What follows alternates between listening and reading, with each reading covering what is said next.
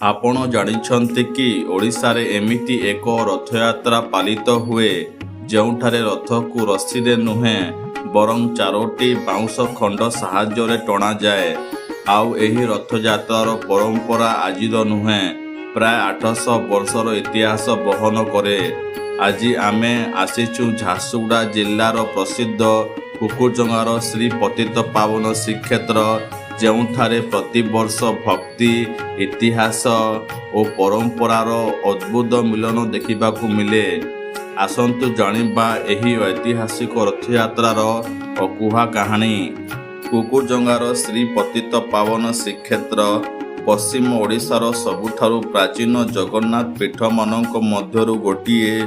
ଲୋକକଥା ଅନୁସାରେ 1215 ଖ୍ରୀଷ୍ଟାବ୍ଦରେ ରାଜା ମଧୁସୂଦନ ସିଂ ପ୍ରଭୁ ଜଗନ୍ନାଥଙ୍କ ସ୍ୱପ୍ନାଦେଶ ପାଇବା ପରେ ଏହି ମନ୍ଦିର ନିର୍ମାଣ କରିଥିଲେ।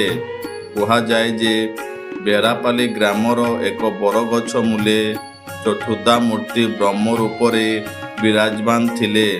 ସେହି ଦିବ୍ୟ ଆଦେଶ ଅନୁଯାୟୀ ବିଗ୍ରହକୁ କୁକୁରଜଙ୍ଗାକୁ ଆଣି ପ୍ରତିଷ୍ଠା କରାଯାଇଥିଲା। ସେହିଦିନ ଠାରୁ ଆଜି ପର୍ଯ୍ୟନ୍ତ ଏଠାରେ ଜଗନ୍ନାଥ ସଂସ୍କୃତି ନିରନ୍ତର ଚାଲି ଆସୁଅଛି। ରଥଯାତ୍ରା ଆରମ୍ଭ ହେବାର କିଛି ସପ୍ତାହ ପୂର୍ବରୁ ମନ୍ଦିର ପରିସର ଉତ୍ସବ ମୁଖର ହୋଇଯାଏ। ପାରମ୍ପରିକ ନିୟମ ଅନୁସାରେ ବିଶାଳ ରଥ ପ୍ରସ୍ତୁତ କରାଯାଏ।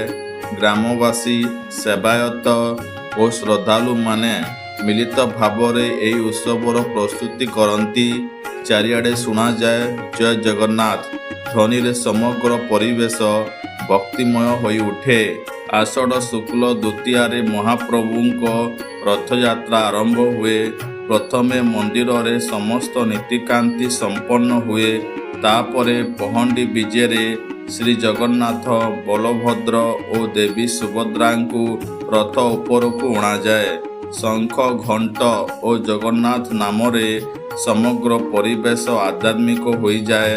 ହଜାର ହଜାର ଭକ୍ତ ଅପେକ୍ଷା କରିଥାନ୍ତି ସେହି ମୁହୂର୍ତ୍ତକୁ, ଯେତେବେଳେ ମହାପ୍ରଭୁଙ୍କ ରଥ ଗଡ଼ିବା ଆରମ୍ଭ କରେ। ଏହି ରଥଯାତ୍ରାର ସବୁଠାରୁ ବଡ଼ ଆକର୍ଷଣ ହେଉଛି ରଥ ଟାଣିବାର ପରମ୍ପରା।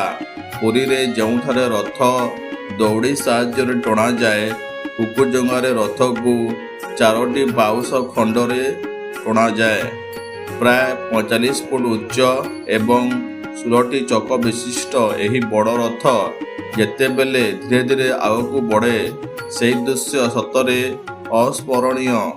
ଭକ୍ତମାନେ ବିଶ୍ୱାସ କରନ୍ତି ଯେ ମହାପ୍ରଭୁଙ୍କ ରଥ ସେବା କଲେ ଜୀବନରେ ସୁଖ, ଶାନ୍ତି ଓ ସମୃଦ୍ଧି ଲାଭ ହୁଏ। ଏହି ରଥଯାତ୍ରା କେବଳ ଗୋଟିଏ ଦିନର ନୁହେଁ, ଏହା ପୁରା 14 ଦିନ ଧରି ପାଳନ କରାଯାଏ। ଆଷାଢ଼ ଶୁକ୍ଳ ଦ୍ୱିତୀୟାରୁ ଆରମ୍ଭ ହୋଇ ପୂର୍ଣ୍ଣିମା ପର୍ଯ୍ୟନ୍ତ ବିଭିନ୍ନ ଧାର୍ମିକ ନୀତି, ଭୋଗ, ଭଜନ, କୀର୍ତ୍ତନ ଓ ସାଂସ୍କୃତିକ କାର୍ଯ୍ୟକ୍ରମ ଚାଲିଥାଏ। ଓଡ଼ିଶାର ବିଭିନ୍ନ ଜିଲ୍ଲାରୁ ଓ ପଡ଼ୋଶୀ ରାଜ୍ୟରୁ ଲକ୍ଷାଧିକ ଭକ୍ତ ଏହି ଉତ୍ସବରେ ଯୋଗ ଦିଅନ୍ତି। କୁକୁରଜଙ୍ଗାର ଶ୍ରୀ ପତିତପାବନ ଶ୍ରୀକ୍ଷେତ୍ର କେବଳ ଏକ ମନ୍ଦିର ନୁହେଁ, ଏହା ହେଉଛି 8 ଶତାବ୍ଦୀର ଇତିହାସ, ଭକ୍ତି, ପରମ୍ପରା ଓ ସଂସ୍କୃତିର ଜୀବନ୍ତ ସାକ୍ଷୀ। ଯଦି ଆପଣ ଜଗନ୍ନାଥ ସଂସ୍କୃତିକୁ ନିକଟରୁ ଅନୁଭବ କରିବାକୁ ଚାହୁଁଛନ୍ତି, ତେବେ ଜୀବନରେ ଥରେ ହେଲେ ମଧ୍ୟ କୁକୁରଜଙ୍ଗାର ରଥଯାତ୍ରାକୁ ନିଶ୍ଚିତ ଆସନ୍ତୁ। ଏଠାରେ କେବଳ ରଥ ଗଡ଼େ ନାହିଁ, ଶତାବ୍ଦୀ ଶତାବ୍ଦୀର ପରମ୍ପରା, ଭକ୍ତି ଓ ବିଶ୍ୱାସ ମଧ୍ୟ ଆଗକୁ ବଢ଼େ। ଜୟ ଜଗନ୍ନାଥ।